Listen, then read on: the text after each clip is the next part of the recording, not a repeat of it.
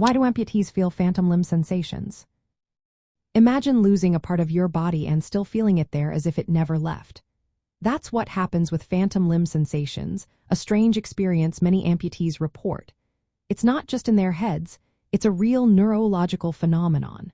When a limb is removed, the nerves that once sent signals from that limb don't just shut off.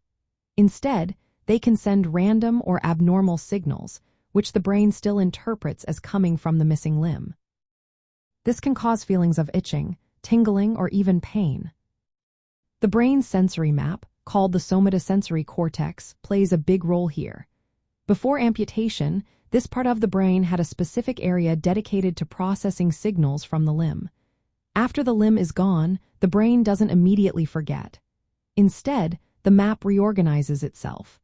Neurons that used to respond to the missing limb start responding to nearby body parts. For example, touching the face might make someone feel sensations in the missing hand because the brain has shifted its sensory boundaries.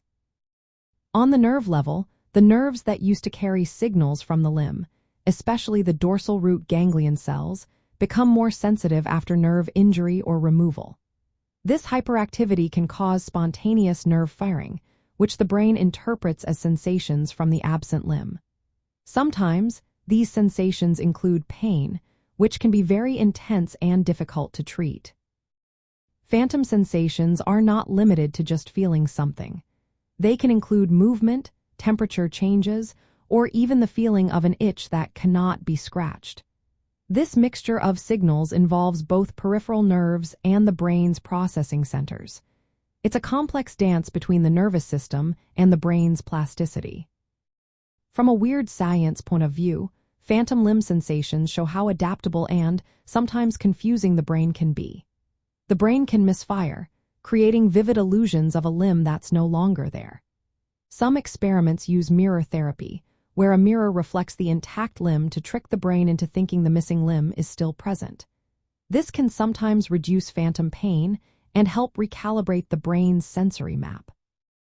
In the end, these sensations happen because the nervous system keeps sending signals from the area where the limb used to be, and the brain's reorganization blurs the lines between what's real and what's imagined.